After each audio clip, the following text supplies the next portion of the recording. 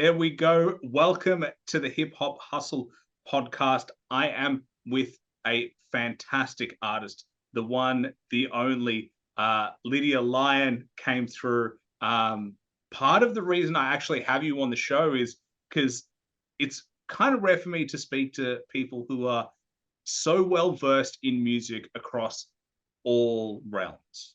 And when I say all realms, obviously you have an amazing voice in house at the moment, but you've also played violin, you've done covers, you've literally got it all. So I was like, I have to have you on the show because I think people would be interested in your journey, and it's far from a typical one. You've moved countries, you speak multiple languages.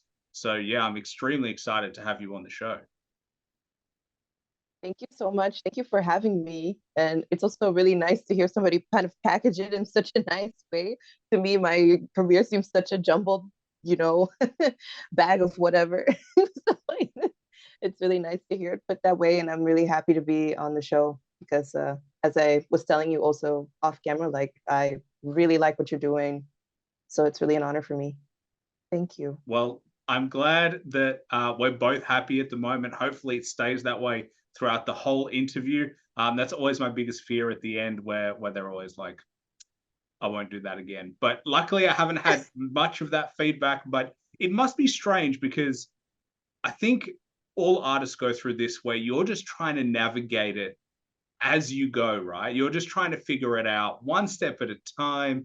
You don't really know where it's going. And then when you hear it back to you, you're like, oh yeah, I am pretty good now that you mentioned it. Is it weird when that happens?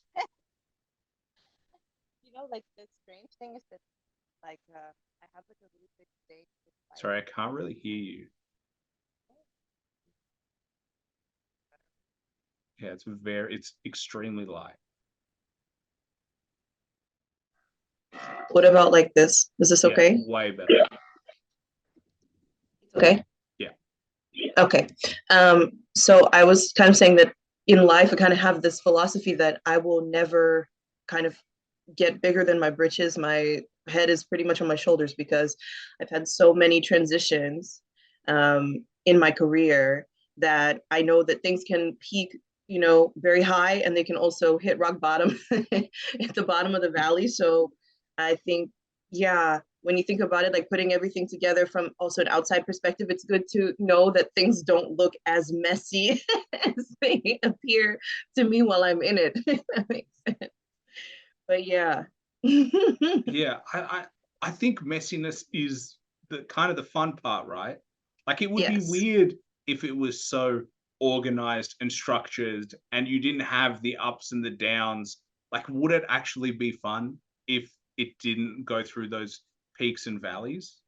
Absolutely not. I also think that that's kind of part of my personality, that I'm just in general all over the place. And I love music because the one constant is the music. The one constant is the drive to improve my craft, to learn as much as I can because I I mean, I don't know if it's a good thing to say, but my main focus in life has really always been music. I have been very minimally interested in other disciplines and in other things. It's really always been my thing.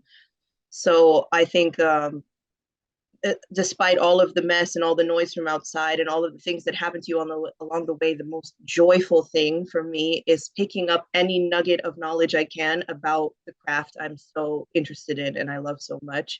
And it's an incredible way to connect with people like yourself, like, you know, artists from all over the world. Even, for example, during the pandemic, that just hopping on the internet and sending a couple of emails and all of a sudden you're working with people on, all different continents of the world. It's such an enriching craft and discipline. And I love music for that reason. What drew you to it young? I was in elementary school and I was 3, and you had to choose in my school, you had to choose an instrument to play after school. And I was so fascinated by the violin because I would hear the older kids playing in the hallways and at concerts. And I was like, oh, that's so cool. So I started playing violin. And the program at my school was very, well, we started with Suzuki method, but we also had a fiddle class. So fiddle class was just so cool because it was all ear training, all everything we played was by ear. We would stand in a circle, we would play fiddle tunes, we would improvise, and this like kicked my mind into high gear. Like, oh my goodness, music is for me. Like it's free, it's collaborative, it's so incredibly challenging when you're like young and somebody's kind of like kicking you in the butt, like, hey, go to the front, play a solo, we're going to hold you in the back. It's like, what? And especially on an instrument like the violin, which it's done, it's also like many traditions around the world, traditional music on stringed instruments on violin. Of course, you have a large component of improvisational elements in music, and yeah, especially also in jazz. But when you think from a classical standpoint, which most people think about from violins or strings, you don't think of somebody just soloing off, off the top of their head over, rhythm changes. It's so cool. So I think that's what, from a young age, made me realize I am a musician. This is me. Love it. Need it. It's so interesting hearing you describe it as an adult, what you must have felt as a child, because as a child, obviously you don't even understand what you're feeling. You're just inherently feeling something. You don't know what it is or how to put it into words, and it just kind of clicks for you. I mean, I didn't even realize that that is something that people could do, is just like make up violin. I mean, now that I say it, I feel like a moron because obviously No. people have to make up songs. But like, yeah, obviously, like all I've seen is like people playing the violin to sheets of music. Yeah, but I feel as though, as I told you, my mind is always scattered. So when I had to, that's also why I like the Suzuki method, which is what I learned. It was also ear training. You learn, of course, you have the sheet music, but you really learn by memory. And I didn't really train so much my ability to sight read. And I couldn't sight read um, until my adult years when I went to um, college. So I loved the fact that my path was so different than so many other people playing my instrument. And it got me a lot of ridicule, actually, because it's just so not standard and it's considered, I mean, it's kind of frowned upon. Oh, you play fiddle music. Oh, it's not real music. How many times did I hear that? But I liked that because I'm also so outside of the box as a person that just always matched with me in my spirit. So yeah. Do you think that holds classical music back? That it is so prescriptive? Like, because as you Mm. said it, and I'm just trying to imagine myself in your shoes. As a kid, you love the violin. You're just loving playing. You're experimenting. You're like, let me test myself. Let me explore. And they're like, no, you're not allowed. You have to stick Yeah. in the box. And then all of a sudden, the music stays the same for decades, and people wonder why there's no new listeners anymore. I think I'm of two minds about it, and I've always grappled with this opinion.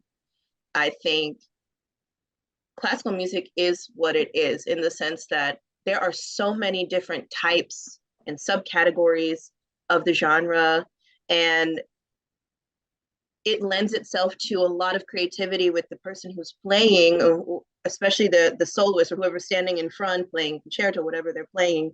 You can interpret in so many ways with even just the stroke of your bow, or the how long you hold the note, how there are so many different ways to interpret a piece that make you want to listen to that particular player. It's a completely different mindset on the whole, and that definitely serves because a lot of people want to hear those classics and they want to hear them interpreted by different souls, and that's what makes it musical to me.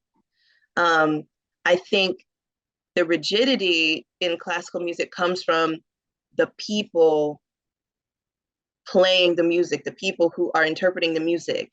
There's definitely a tradition of this is how it's always been done, and this is how we should learn it, how we should interpret it. I can give you an example. Like when I was younger, I was playing, I was learning different concertos from different um, composers, and sometimes because I heard this violin player named Stuff Smith play the Bach double, which is an incredible piece. It's so amazing with two different violins play. It's so cool. Anyway, so I was playing it, and he has a jazz version, and he totally flipped it around, made it so cool, added a lot of improvisation. So I was just adding little, embellishments and here and there. And my teacher, who was absolutely lovely, but she was just like, "Hey, you need to like straighten it up a bit. Stop throwing in your spice." And I was like, "Okay, sure. There's like a time and a place, I guess, but at the same time, I don't know, it just doesn't work for me." So I don't think it holds the music back, because I think people really love to hear the classics the way the classics were done. And I think like every individual plays it so differently. It's like I can sing, for example, Halo by Beyonce, and then another woman will sing it and it'll sound totally different, just because the soul doing it, the voice doing it, totally different. The instrument that's going to play the Bach double by, I don't know, somebody named Brittany, it's going to sound totally different because their instrument is different. Their mindset is different. Their experiences have been different through their life, and what music means to them is different. So it's going to come out totally different than the way I would play it. And it's in the subtleties. And it's definitely in being technical. That matters a lot in classical music. Because of how things are written. But I think the cool thing about jazz or like fiddle music is you have these ways to write. You can annotate the music, you can write it down, sure. But that came later. That came because we had already heard it being played by ear. And we had to figure out a way to annotate the music so that we could share it with people who did not come from the tradition of ear training, of playing by ear. And that made that music widespread, which is why for me, it's so much more communal. It's so much more, it reaches so many more people. And it has such a vast range of interpretations when you speak in terms of like non-classical music and more traditional music. Yeah, that's my interpretation. Yeah. Could also be BS, but well, that's what I think obvious, it's weird because I'm like from the outside looking in, and you obviously have lived the world. And so it's always an interesting perspective of hearing someone who's lived it versus me, who comes in as just a fan of music and just listens to it and is just like, hey, why this? Like, why that? And I just think that for me personally, and similar to you, I don't like being told what to do all the time. And I like having my freedom. And that's already like, I'm like, well, I don't love that there are rules that I'll have to follow constantly. And obviously there are standards, and obviously there is theory that gets you to where you need to go. But the idea of constantly being boxed in, and then when you're creative, they're saying, no, bring it back. And then you're doing it, and then they bring it back. And it just would feel like it's a never ending battle. That was my gripe with it. That's why I shied away at a certain point. For sure. And then you went into singing. Yeah. Yes, I did. Which was unexpected, to say the least. Because I was so focused on violin. And then it came time for my auditions to different universities. My mom wanted me to go to a normal school, normal college. I was not having it. And at some point she was like, why are you only getting replies from music institutions? I was like, I have no idea. That's all I applied to. Anyways. I'm starting to pick up a theme from you, is that anytime you're told to like, hey, do this, you're like, now that you told me, I think I'm going to do the exact opposite. That is why I'm a mess.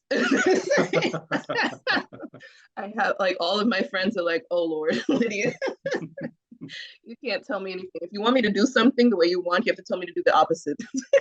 Unfortunately, so, I align with you very well, is that my natural instinct is to say no and disagree just because like it just feels weird when someone's like, do this, and you're like, why do you want me to do it that way? Now I must not do it because you asked me. So so bad. Well, now that you being a mom, I'm sure you're going to love that if that happens in the reverse. Well, I just had this conversation with my mom because she was here just until last week. And we were talking about how we are the same person. And it's endlessly annoying and beautiful at the same time because my mom is the most stubborn woman on the planet and the most lovely human being you've ever met in your life. But you cannot tell that woman what to do. She's going to do what she's going to do. And she'll listen to you respectfully and she'll say, no, go on about her business. And I'm the same. And we just, whenever we're together, because I live so far away, we just realize every year, like, wow, you're me. Like, I'm you. It's so crazy. So, yeah. And I think my son, I already see it in him, even though he's only 2 weeks old. He's going to be the same child. That look in your eyes was like, I've got my work cut out for me. It's my payback for being such a child for my mother. I think that's how it's supposed to be. I think that's like the rules. I feel like in a way, that's like life teaching you both skill sets. Yes. Of like being orderly and being like, all right, I have to have some structure in my life. Because otherwise, only I as a single person can manage the chaos that is ultimately what we live through. Yeah. So, because you're in Holland right now, right? Yes. And you've lived all over Europe. You were in Italy, now you're in, obviously, the Netherlands. What made you move to Europe? I mean, I love Europe personally, but what made you decide to relocate?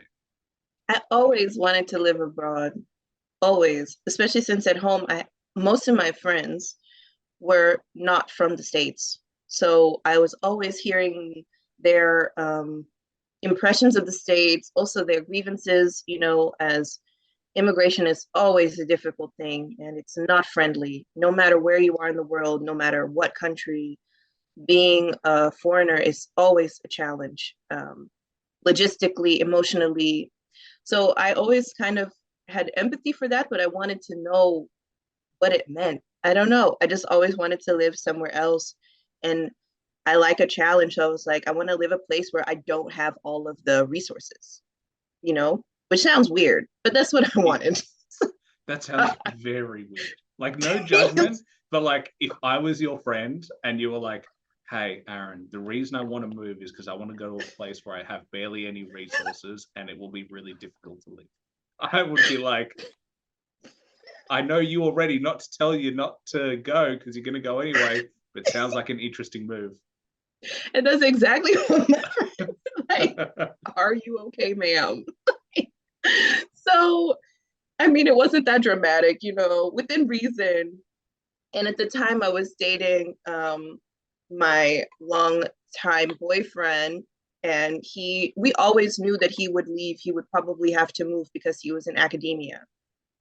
And, wherever they find a job, they have to go. The best deal, the best offer they get, they go.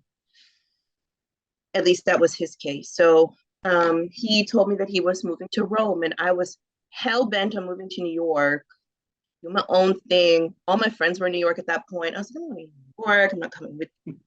So he got me a ticket to come hang out for a month. And he was like, come here for a month. If you love me and if you love it here, please move. And I was like, I ain't gonna move. So I went, and in that month, I made so many friends. We had such a good time, me and him. I found opportunities for work as a singer. And I was like, I need to move here. This is the best idea ever. And it was always in the back of my mind that I wanted to move abroad, but I just was thinking, as everything, I don't really plan. I'm like, whatever happens, gonna happen. I'm gonna be led there when I am. And I guess I felt that was the moment. And so I moved to Italy. Just like that. It was like another 2 months and I was there. Which is just a little bit further than New York from home, just a tiny bit further. Smidge. My mother was pleased. Yeah. So what about it though? So, because I mean, it's one thing to be there on holiday, and it's one thing to be there for a month with your partner, and you're just giving it a go. It's exciting. You're meeting friends. It's gorgeous. Like Rome is one of the most beautiful cities in the world, and I absolutely love it. But what made you actually be like, I'm just I'm gonna live here. I'm gonna number one, I have to learn Italian. Yeah. And number two, like I have to deal with all the administrative nightmare that is actually moving countries. Balls to the wall. Let's do this. That was the logic. That was it. Whoa! You know what I mean?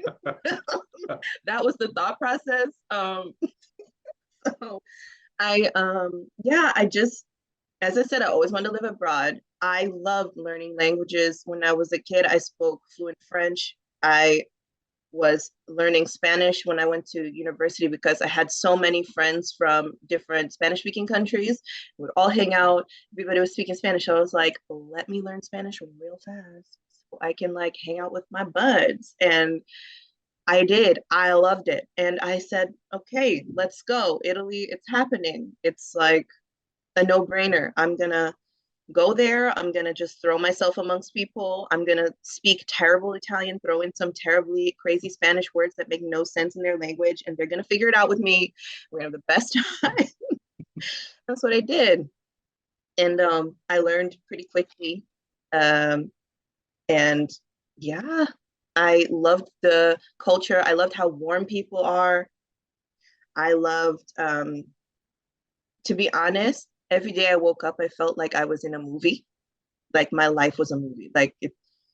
I didn't expect it to feel like that. I didn't expect life to feel like that. And there's something like that speaks to like there's a method to my madness. That's what I discovered, I think, from my Italy move. Like no matter how impulsive I am, I always land on my feet. I had a friend who called me a cat with 9 lives when I land on my feet. And I just feel like I have to allow myself to either hit my head against the wall or just fly, you know? And I really felt when I lived in Italy, I was flying. And I don't know how to explain to you how every day just felt like I chose this. This is me. Like, you know, I don't know how to say, but yeah, I loved Well, it. I have a dream to retire in Italy. Yes, Like, and you should. like I Rome is one of my favorite cities in the world. I've been there twice now, and Mm, like there, I don't know. It's really weird when people ask me how is Rome, and I'm like, I cannot describe to you what it's like to know that the Colosseum exists in real life, and then you're just walking down a random street and you see it in the distance, and you're like, it is genuinely mind boggling. And then when you actually go and see it up close, like it is astounding. And I feel like that is Rome as a city. yes. It's filled with history and culture, and it just like you walk down a street and you're like, this has been here for thousands of years. Like this street, like who would have walked down? How many people will have lived their lives walking down these streets? And there's something beautiful about knowing that people have been here for such a long period of time. 1,000%. It's a museum. It's a museum. It's crazy. And my favorite thing about Rome is these huge doors that lead to a garden. Like, you know, you're just walking on the street every day, you see the same giant door that's always closed. It's a bit tattered and old. And then one day you walk down the street and that door is open. It's a huge garden with fountains and like, I don't even know. It's like in the how can I say, like in Alice in Wonderland, the Queen's Garden, the Queen of Hearts Garden. It looks like that. It's just every day there's something so magnificent and beautiful, minus the evil queen, but you know what I mean. Well, it's the same with Yeah. like all the churches. Like I'm not religious at all, but every corner you turn, again, you see massive doors to a church, and it looks old and run down from the outside. And you walk in, and they have these tapestries that go from floor to ceiling, and it is stunning. Like, you just walk in, and it's almost like, how is this possible? And it makes me, living in Melbourne, go, this is what I miss, living in an old city. Old in terms of just like the history of it. Like, we're such a young country, Australia in general, but like just seeing it over time, all those things, and just the lifestyle. And I think you touched on something really nice, which was like, it's really warm, and I feel like they're not like westernized in a way. Like, they're not American, they're not Aussie, they're not, the hustle isn't there in the same sense. Like, when I went there, I was like, I can barely find a gym. It feels like no one goes to the gym. You wake up, the sun's out, you go, you have breakfast with an espresso. There's like so many boutique cheese shops and pastries, and then you can have a wine at lunch, and that you sit on the street, which is the best. You just sit on these cobblestone streets, you sit outside, you see faces, and you have a late dinner, and they're drinking more wine, and it's just like, oh no, this is the way to live. Like, it just felt like, this is the real vibe. Definitely.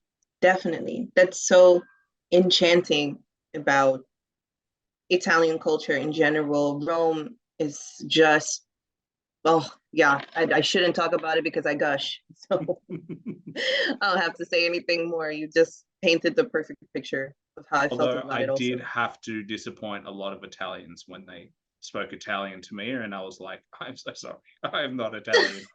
That's fine.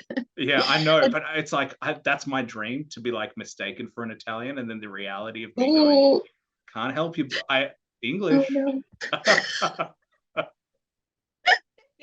That's like me in the Netherlands.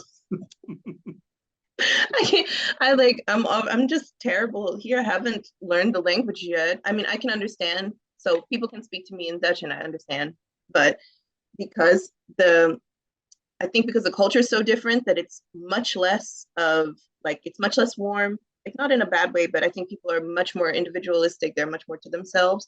It's been very difficult to make local friends. It's been very difficult to just like throw out like a little sentence here and there and have somebody catch it and throw one back at you.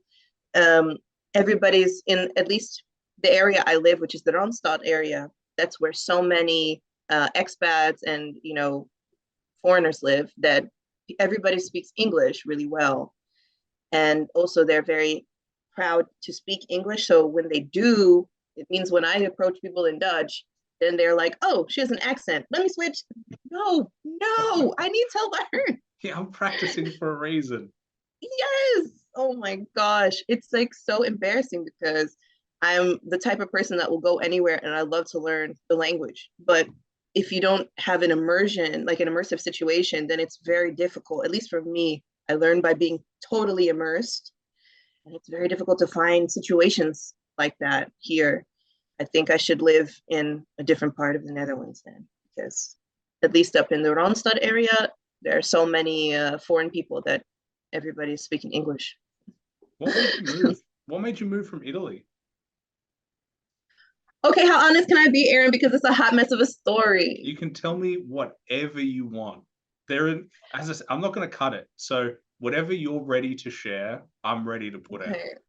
It's a hot mess. So the person that I was with when I moved to Italy, he's a lovely guy. It just didn't work out, and we're still really good friends. But I stayed in Italy. I was working, living my life. I was working full-time as a musician, living, loving it, all over the place.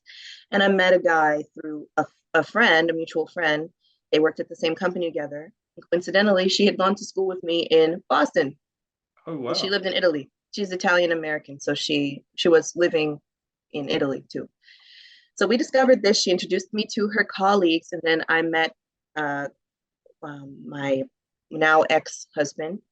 And yeah, we hit it off really well. I was kind of hesitant because I lived in Rome and he lived in Bologna. And I didn't want to start anything really while I was long distance.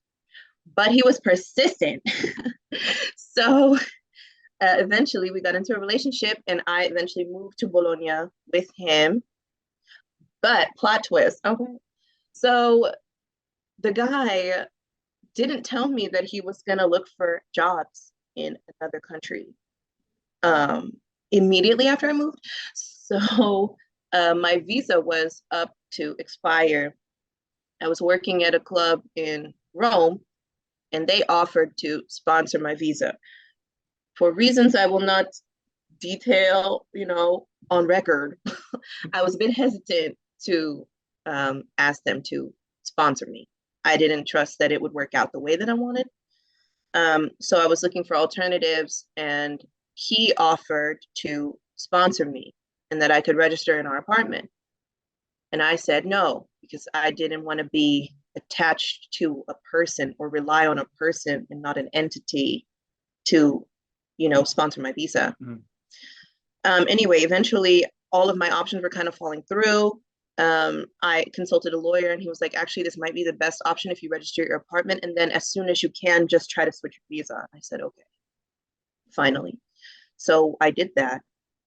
And while I put my application in, you're not allowed to unregister from your residence. Well, he found a job abroad, and he didn't tell me. And we had to lose the registration on the apartment where we had just moved in. And he moved within 10 days to the Netherlands. Wow, 10 days. Yes. He told everybody, like all of our mutual friends, that I was jealous, and that's why I was angry, because he was finally doing something for him and I was not having a good life. So I was angry that he was living the life he wanted, and so everybody turned against me. I lost like all the friends. The option for me was to either return to the United States, where I hadn't been living for years and I had my whole career in Italy. I was booked for another year plus for shows and concerts. So I needed to stay in Europe. And so I had to move here. And he just totally changed as a person. I didn't know who I was next to anymore. Like, I didn't know who I was waking up next to. I had no idea who that person was. Like, he was just totally different than the person I met, who I thought I knew. So we got a divorce, and I'm still here, but very happily so, because the happy ending is I have a wonderful, beautiful, sweet fiance. We're really happy. Got an adorable baby, living my best life, picked up all my pieces. So I'm cute again, but it was not cute for a while. Yeah, wow. That was like a roller coaster of a ride, literally. Yeah. But like, so I'm not here by my own volition, but we're making the best of it. Well, for anyone who's listening to this, my eyebrows are so far up to my head that they've almost come off. I'm shocked by the turn of events. But 10 days, that is insane. I think it's taken me, most of the clothes purchases that I've ever made in my life have taken more than 10 days for me to decide what I'm going to buy. There are shoes that I'm like, I really want those pairs of shoes, and then I just don't buy them for ages, and I keep looking at them in the cart. But that is insane, to move your life so quickly. And that he had already made that decision. Like, he was in talks with this company for, I don't know, more than a month, 2 months. But I was just none the wiser, had no idea. So to me, it was just like getting hit in the head with a ton of bricks. Luckily, I didn't move within 10 days. He did, and I could still keep the apartment. But I had to move in I think it was like a month, something like that. So yeah. It was a hot mess, but we're here. We're here now, and hey, it's part of the journey. Like, it genuinely is. And like, what I marvel about you the most is like how happy and free, and like how just like your energy is palpable. That's why when you said I Thank made you. friends immediately, I was like, I can definitely see that. I can I see love you making people. friends so quickly. Thanks. I really love people, like a lot. Like I'm like a moth to a flame. When there's a person, I'm like, hi, which is probably why I got in these crazy situations. Well, I've got to say, for the industry that you're in, that is exactly what you need to be. You need to be someone who's willing to put yourself out there and start conversations, because the musicians that don't, and it's so weird because you think that being a musician is simply being good at music, but it's not. It is relationship building, it is networking, it is literally leveraging people that you know so that they can look after you and vice versa. Yeah, yeah. I always think in music, I always tell my friends this, we have such a pact, that if one of us gets to a certain level, we're going to pull the other one with us, or we're going to cast a line out, like, because that's all you can do. There are so many people that do not understand the importance of being collaborative and not competitive. Competitive means nothing.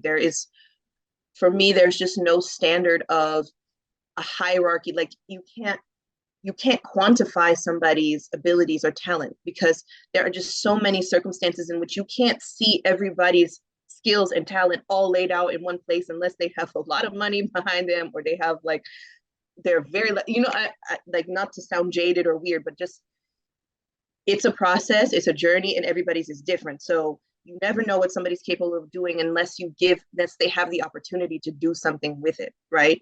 So my friends and I have like this pact that, like, no matter what, we're never gonna get too big in the head. If one of us gets $7 billion, we all got $7 billion. We're all going on vacation. We're all living on that yacht. We are all recording that video. You know what I mean? And that's worked so very well thus far. Like, for example, a friend of mine, um, constantly, he's doing really great, amazing projects, and always calls me up. Lydia, I want you to record this. Lydia, I think this is going to be a really cool endeavor. Jump on this, write this for me. And we do that for each other. And it's helped so much. I think that's the best thing about having friends in your industry. Do not compete with them. It makes no sense. It makes no damn sense to me at all. Like, at all. Yeah. I think, obviously this podcast is called the Hip Hop Hustle Podcast, but hip hop is notorious for that. Hip hop, it like everyone you speak to is like, it's a sport, and Yeah. sport is obviously competition. And every fan, myself included, is always like, which verse was the best? Yeah. And the lists, the like top 5 lists, the best rapper alive, the like what, all those things, they're all part of hip hop. So I do agree with you though that some people take it too far. Competition to Yeah. me is healthy because Yes. like for myself, it motivates me to get better. I Yeah. Like you said at the beginning, when people tell you no, it's that stubbornness, a bit of that let me prove you wrong to show you that I can do it. I think it's the same in hip hop of like, hey, you think you're better than me? Let me show you that I can rise to the level. But I think ultimately there has to be a line drawn of like, I get rivalries, but we gotta like not get to a different place where it can become damaging to everyone's career. Yes. Yes. Because you're gonna come. I mean, I'm saying like such a blanket statement. You're gonna compete with each other.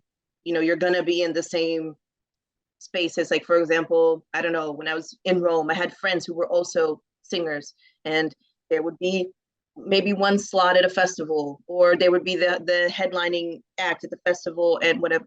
And we would switch places. Maybe it's just me. I'm very unbothered by those things, because I also think it's going to come around again, or it's going to be, different the next time, because I'm going to do my best, irrespective of what my friend is doing and how well he or she performs. That's great. But, I'm going to make sure that next year my portfolio is strong. So when I send out my videos, or when I send out my package, you're looking at it like, wow, this is this is worthy of a headline spot, this is worthy of, you know what I mean?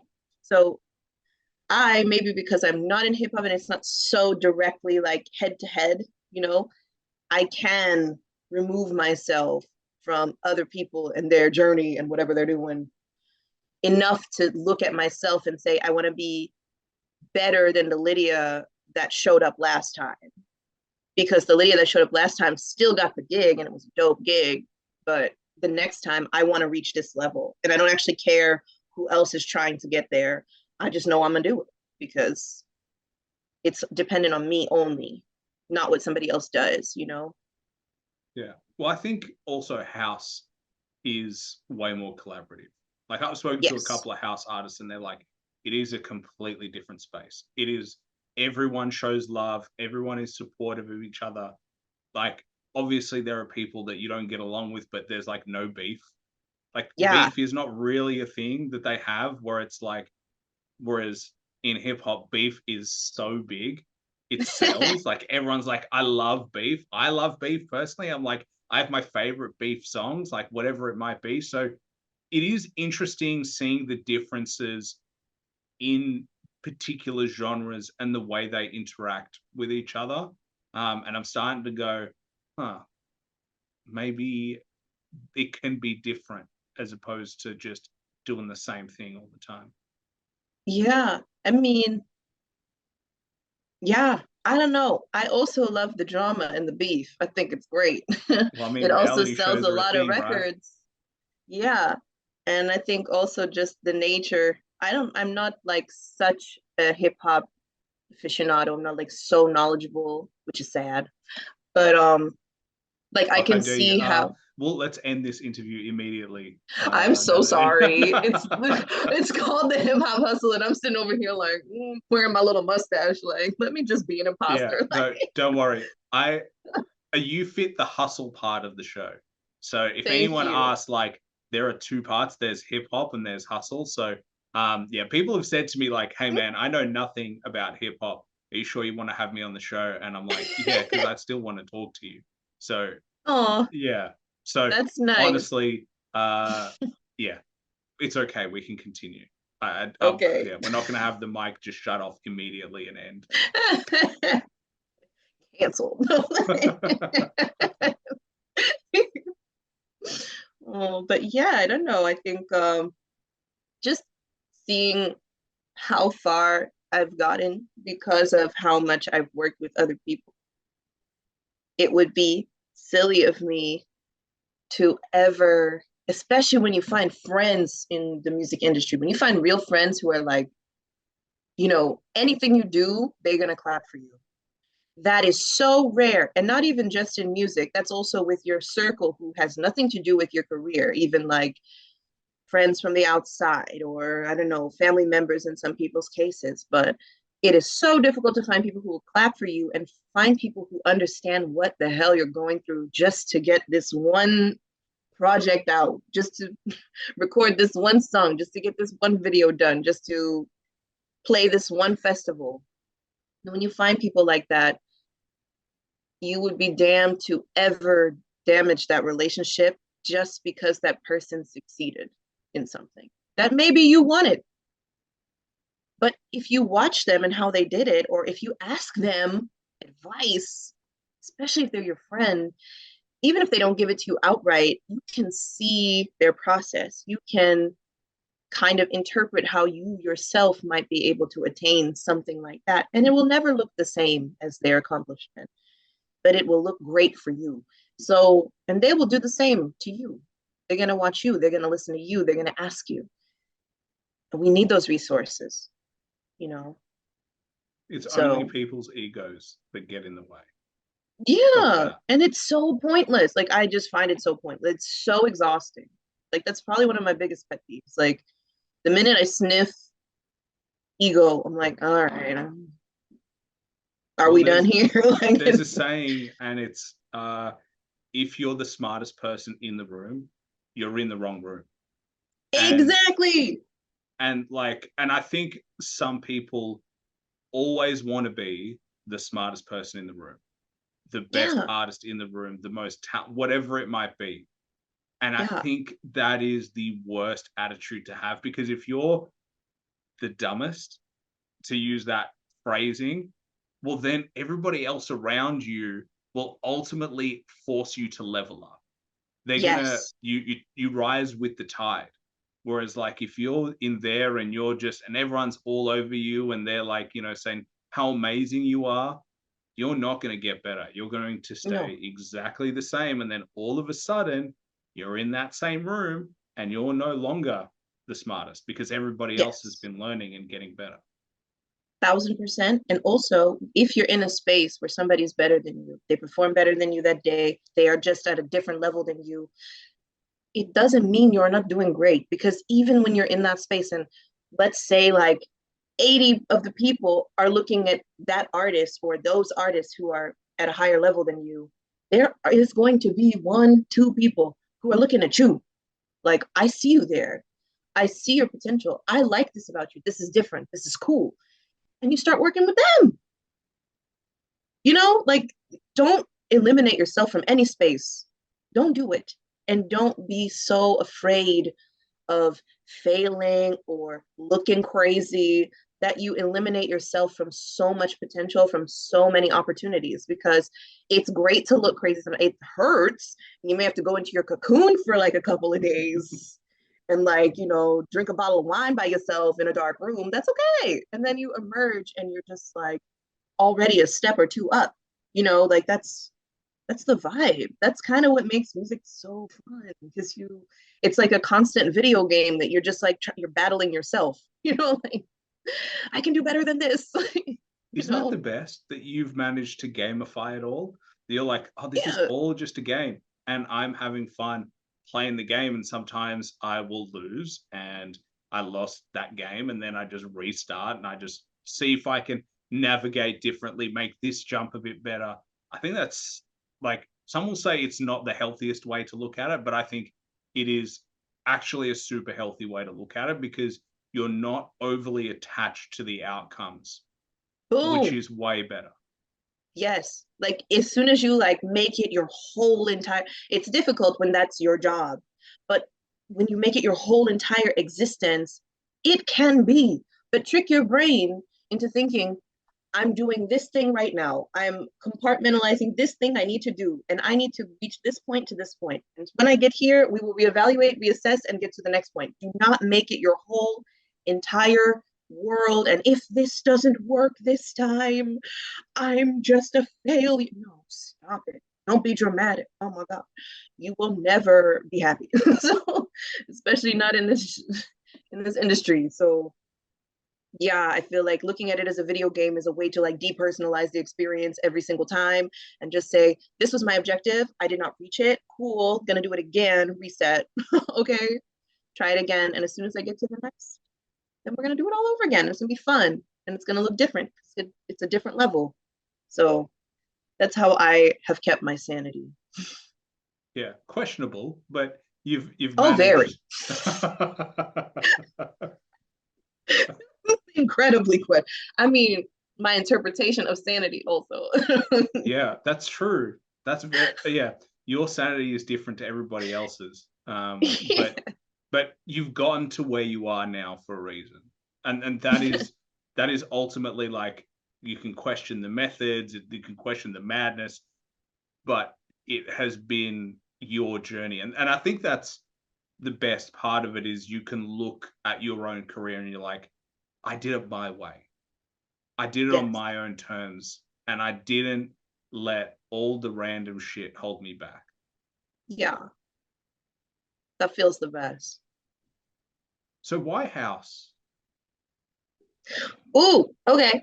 So I used to be one of those, oh my gosh, I don't even think I should say this. I'm gonna say it anyway. Anyway, so I used to be one of those people that would listen to any kind of electronic music and be like, oh no, this is not the type of music I want to make. And so just like so judgy wedgy, ew. And then I moved to the Netherlands and I during the pandemic lost all of my live events. I was doing mostly live shows.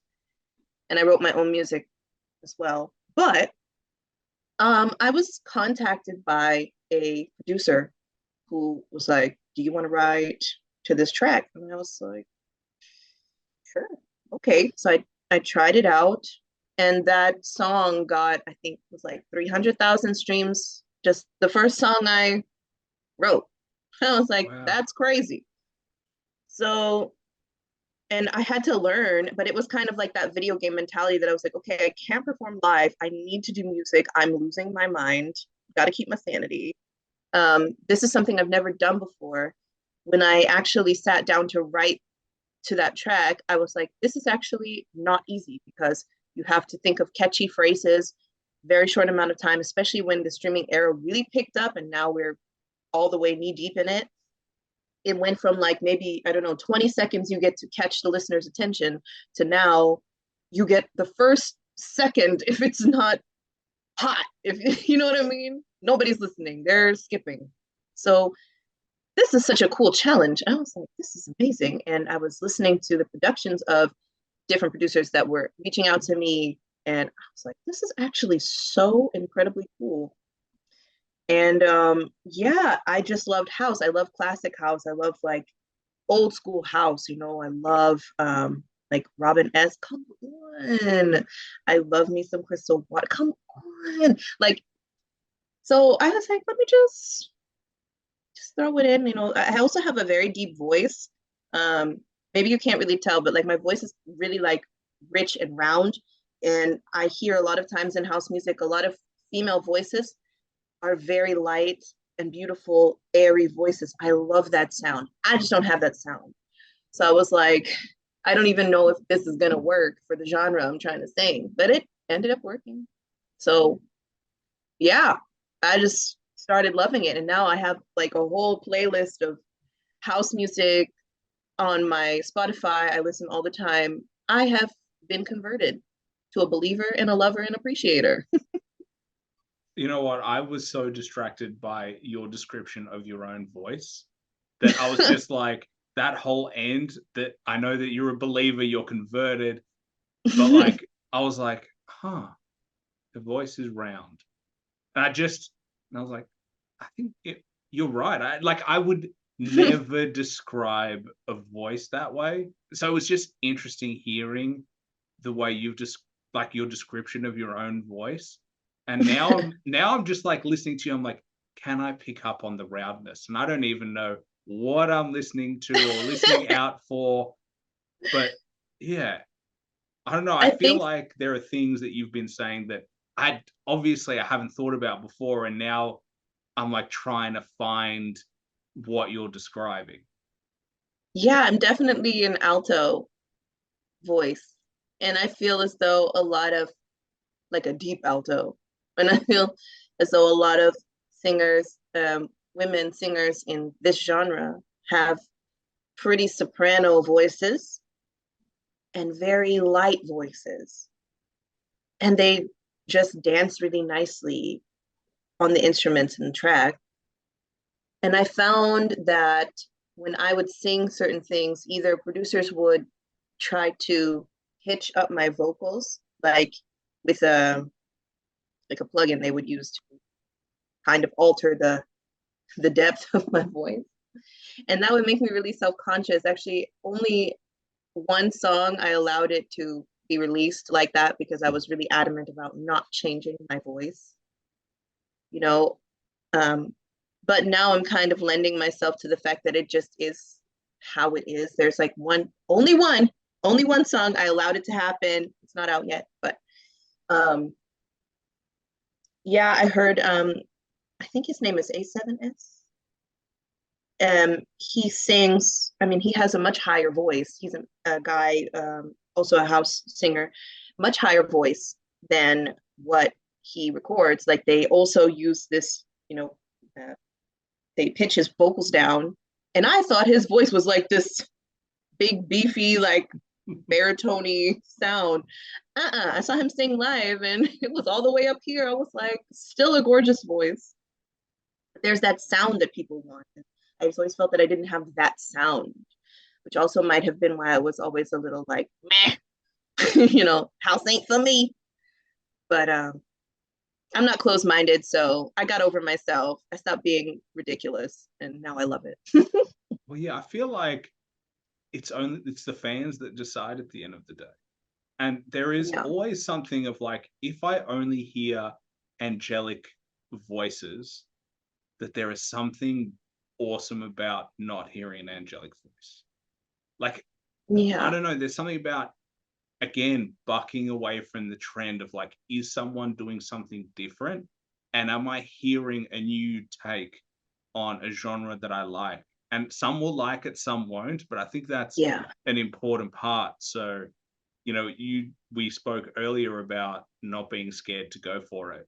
And you're just showing like you got to go for it, even if it doesn't feel like it's the right thing. But yeah, the fans ultimately get to decide. Gotta try.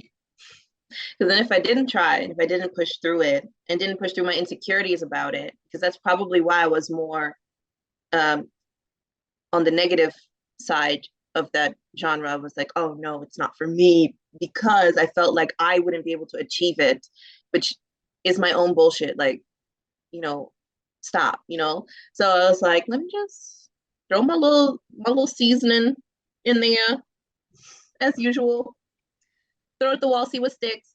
And it works. So I'm really happy with it. And actually, I think it's like becoming my favorite music to write. Yeah. Don't say it too loud, because that might become true. Yeah, it's so nice. I think it's such a cool challenge. Like, yeah, like finding catchy, because I'm such a like, in the music I was writing before, definitely like more pop and R&B, and to be much more elaborate and expressive in the words you choose, because you have more time in the music, you have more space. But in this genre, keep it simple, keep it really keep it direct to the point. Like you can use metaphors and it can be that, but also it has to be tangible, it has to be graspable to the audience, and that person should be fist pumping in the club and shouting your lyrics. They should be either crying in the club with you or partying in the club with you, but just make it simple that anybody for any language that they speak should be able to repeat a highlight section of your song. And that's exactly my mission. Like, I want to talk to everybody, I want to be around everybody. So this music allows me to do that, allows me to write for anyone. So I'm always getting better. I'm by no means like amazing at it or anything. I really just started doing it during the pandemic. But yeah, Isn't it funny though that like we love complexity, but there is something complex about making it so simple? it's Like, the most complex thing ever to make something simple. Complexity is so simple to me. Simplicity is so complex. well, it's like a dish. It's like cooking. It's like there is something heartwarming about a dish with 5 ingredients, that you've brought the most out of all of those ingredients in the combination, in the preparation. And then when you taste it, it feels and tastes so complex, and so there's so much depth, but Yeah. it really is simple. And like, people constantly say good quality bread and butter is like the best thing ever.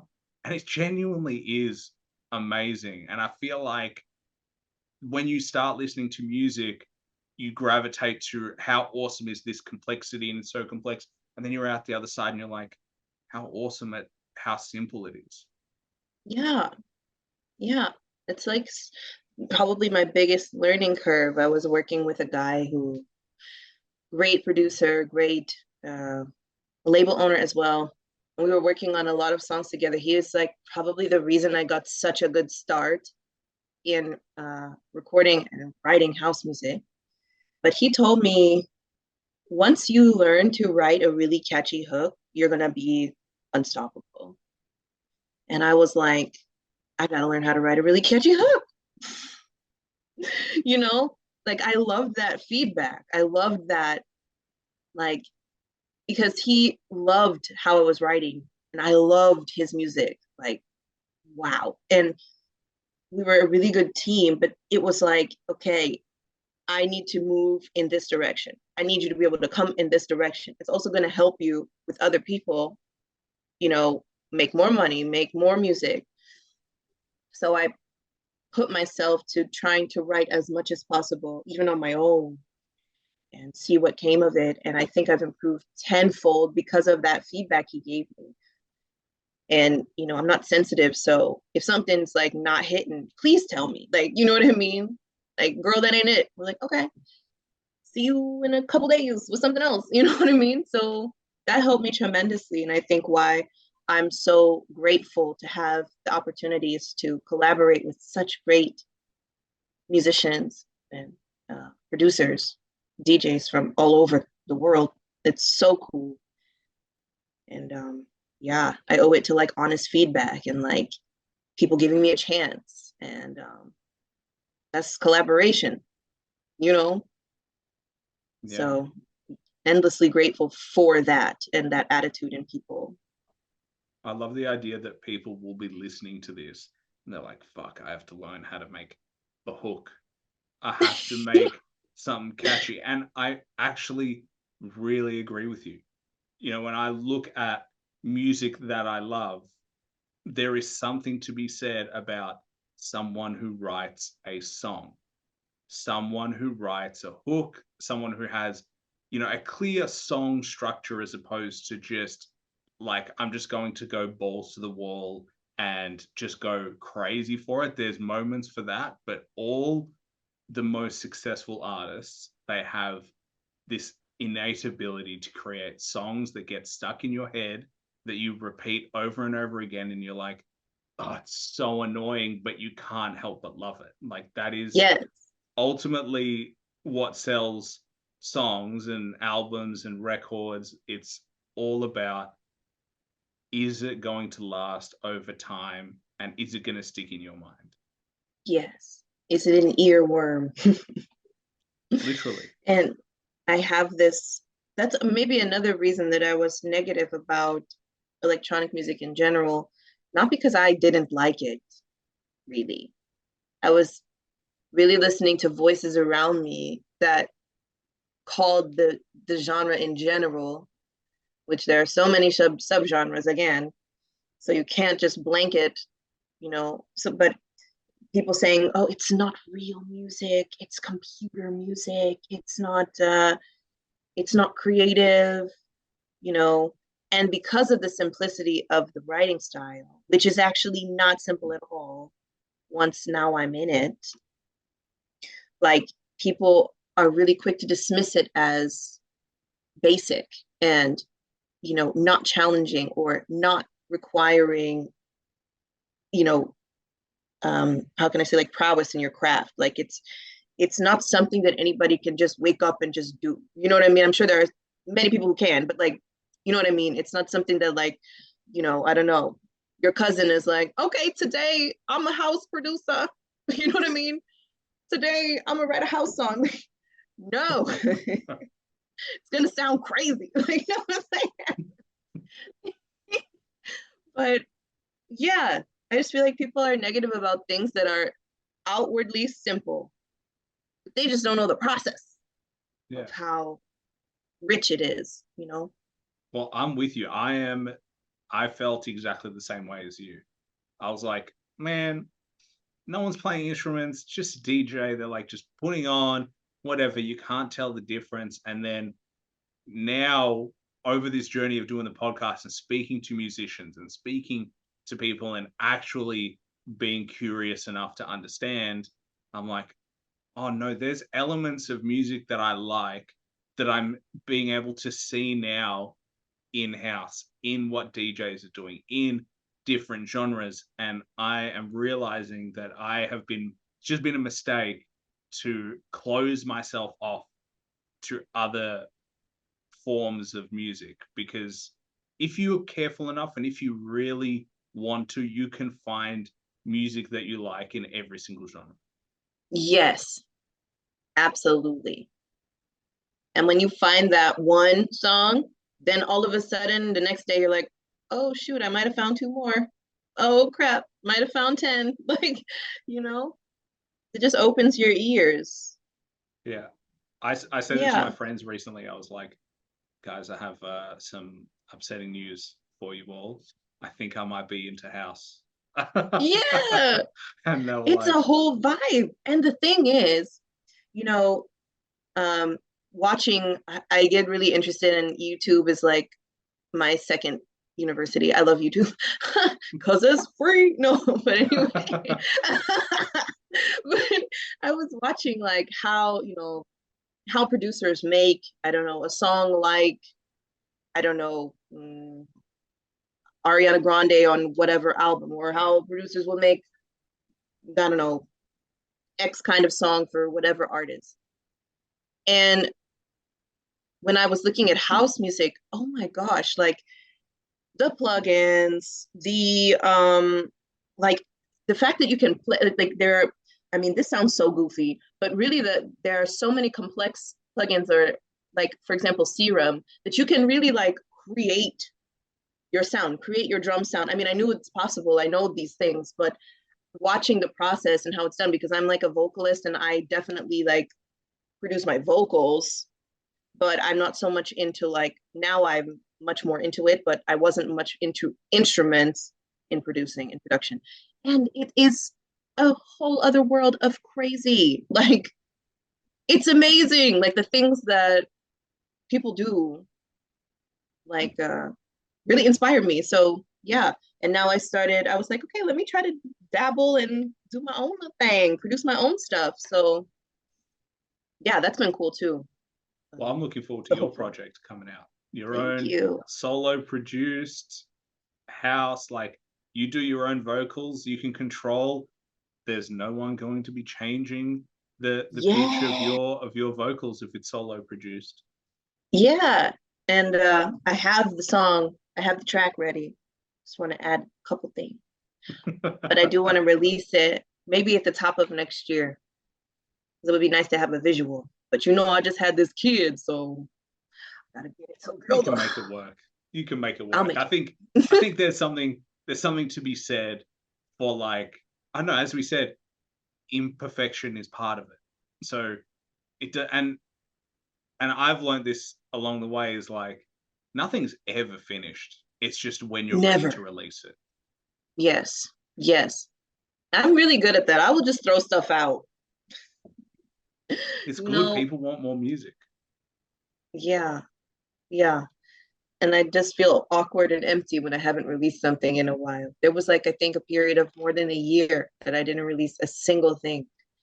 And I just felt so outside of myself. Like, And you were who like, am I? Who's this is this, woman? yeah, we were like, is this thing on? Like, I have to remember how Yeah, to do it again. I did. I did. Well, I Hmm. only have one more question for you, Lydia. I feel like we could talk forever, and I love conversations like this, but I am wary of taking up 3 hours of everybody's time. But it is probably the hardest question I'm going to ask you. If you had to recommend one album that everybody should listen to at least once to get an appreciation of, can be any genre of music, cannot be your own music, what would it be? Oh. Okay, wait. Let me take to my phone Yeah. because I See, gotta I'm weigh not as the nice as I options. look. This is I very difficult, and people are gonna judge Nah, I don't know. I think they have to listen to if it they do. first. Yeah. Okay. Let's see. Because Besides, if I it makes have. you feel any better, I've done 162 now. Now that we're recording this, 162 episodes. So there's been a lot of Wow. recommendations. So I doubt that you're going to cop specific hate for your choice. Good. Because it might be wild. No. Go for it. Okay, let's see. Hmm. Album, because this is my problem. So I don't be listening to albums like that. I know that sounds terrible and blasphemous, and I said it because I have such a scatterbrain that I just pinpoint songs. So let me get my life in order. I feel like, let's see, Did who you would have it one that be? came to your mind? No, that's a problem. That is the problem. Yeah, it's a huge problem. I'm like a song girl, not like an album experience person, Mm, which sounds terrible because I'm a musician. yeah, especially if you're planning on putting out an album. Go pre-save it, guys. Yeah, listen to my album. It's gonna be a scattered hot mess. I hope you enjoy it. I'm just kidding. Um, well, I can tell you, okay, I loved Summer Walker's album Over It. Loved it. Um, I just love her songwriting. It wasn't really particularly for the story or anything. I just feel like in R&B right now, I love her voice because it's so distinguishable. I love her songwriting. I loved every song. And I don't usually love I how can I phrase this? I don't usually listen to every single song on an album because I get distracted very easily. It sounds bad. But this one really was exceptional. Over It, Summer Walker. I would recommend it. I thought also the collaborations she did were really cool. And I just feel like she has a really organic, raw sound, but it's so refined. I don't know how to describe that. But Summer Walker Over It is the most recent album I think I really thoroughly enjoyed from like front to back. There you It's like go. from 2019. See, you got there in the end. It wasn't I so bad. It did. wasn't so painful. It was a little painful. I was like, who am I gonna slight by like, because I'm gonna leave and I'm gonna be like, I should have said. And Well, do you know what? Good excuse for you to come back on the show at another point so you can change your answer. Look at me yeah, tying in multiple, you coming on multiple times. Sometimes I I would surprise love that. myself with how good I am at podcasting. Now that I said that, I hugely regret saying that I'm amazing. But absolute pleasure having you on the show, the one and only Lydia Lyon. Please make sure you show her some love. Check her out. As we said, there is new music coming, hopefully at the top of the year with visuals. In the meantime, Into You just came out as well. That's on all streaming platforms. Check her out on IG as well. You're there, where we didn't even get to talk about Holland's Got Talent, which you performed at. So that's like a sneak drop. We're going to have to do that next time. But yeah, it's been an absolute pleasure. Thank you so much. I had the best time, and you are incredible. I love this podcast, so I'm gonna be watching every other episode. Well, it's more than my friends listen to, so that's probably a good thing. You've officially become my number one fan. Congratulations. That means that you get to come on anytime you want. You just got to shoot me a message and be like, all right, we're Would back. love it. Let's chop it up. But yeah, absolute pleasure. And I can't wait to see what else you do. And yeah, it's going to be awesome. Thank you so much.